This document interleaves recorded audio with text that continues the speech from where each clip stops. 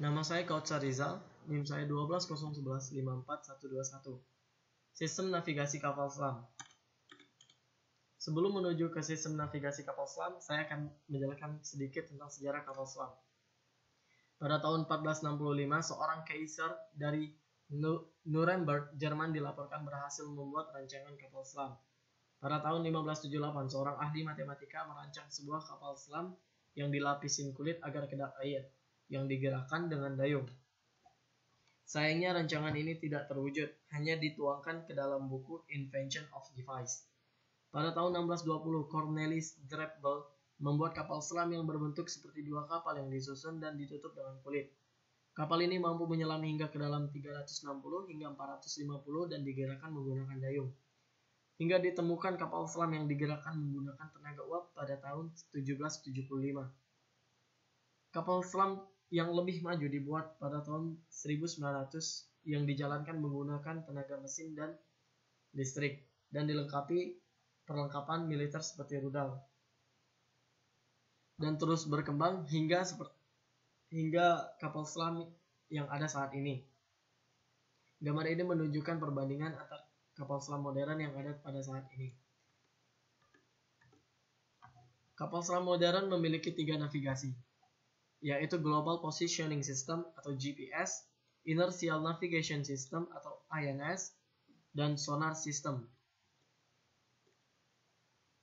Global Positioning System atau GPS ini digunakan ketika kapal selam berada di permukaan. Sebuah GPS yang canggih dengan akurat menentukan garis lintang dan garis bujur.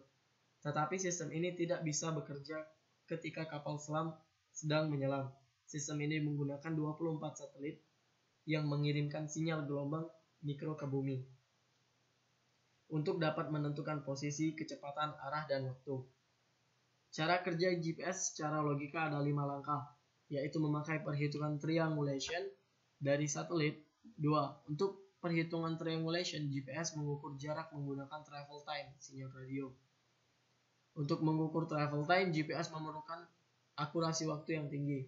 Untuk perhitungan jarak, kita harus tahu dengan pasti posisi satelit dan ketinggian pada orbitnya. Terakhir, harus mengoreksi delay sinyal waktu perjalanan di atmosfer sampai diterima ke receiver.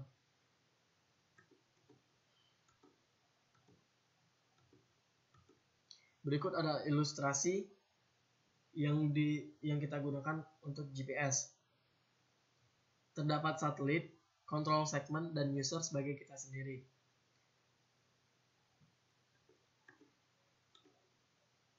Inertial Navigation System atau INS. Sistem inersial ini adalah sistem navigasi berbasis perangkat sensor yang dikenal dengan nama sensor inersial, yaitu accelerometer, gyroscope atau gyro. Gyroscope adalah sensor yang digunakan untuk mengukur rotasi. Ada 2 jenis gyroscope. Yang pertama mengeluarkan perubahan sudut atau menghitung berapa banyak kendaraan sudah berputar, yaitu rate integrating. Yang kedua menghitung seberapa cepat kendaraan berputar, yaitu rate gyro. Accelerometer mengukur percepatan linear kendaraan yang bergerak dalam sensor atau bingkai bodi, namun pada arah hanya dapat diukur relatif terhadap sistem penggerak. Hal ini dapat dianggap sebagai kemampuan penumpang yang ditutup matanya di dalam mobil untuk merasakan diri mereka ditekan kembali ke tempat duduk mereka saat kendaraan melaju atau mundur saat melambat, dan merasa diri mereka ditekan ke tempat duduk mereka saat kendaraan melaju ke atas bukit, atau bangkit dari tempat duduk mereka saat mobil melewati puncak sebuah bukit dan mulai menurun. Berdasarkan informasi ini, mereka tahu bagaimana kendaraan relatif terhadap dirinya sendiri, yaitu apakah melaju ke depan, ke belakang, ke kiri, ke kanan, ke atas, atau ke langit-langit kendaraan, atau turun menuju lantai kendaraan, yang diukur relatif ke kendaraan. Berikut adalah gambar yang mengenai inertial navigasi sistem. Sebelah kiri adalah gambar alatnya dan sebelah kanan atas adalah gambar monitoringnya. Nah, di sini dijelaskan bahwa accelerometer memiliki 7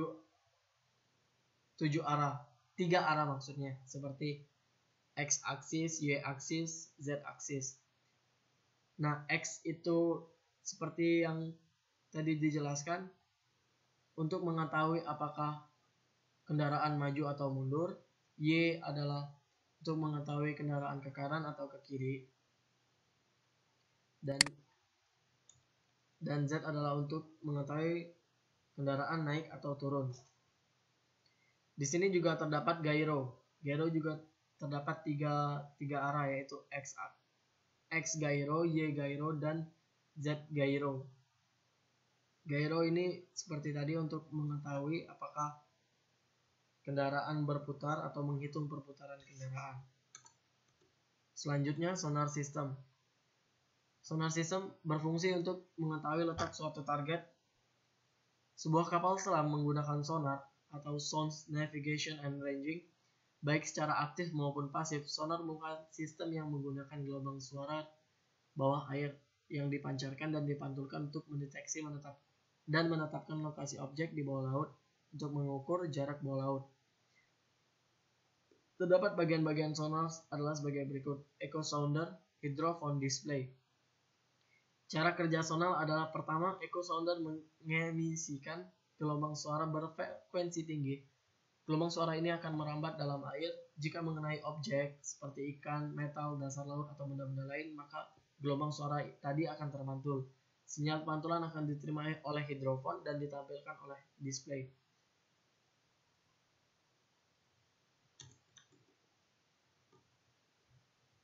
Berikut adalah gambar ilustrasi yang diberikan.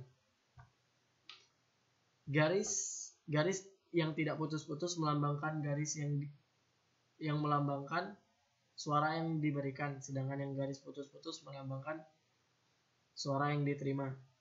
Di sebelah kanan adalah bentuk display yang ditampilkan oleh sonar system.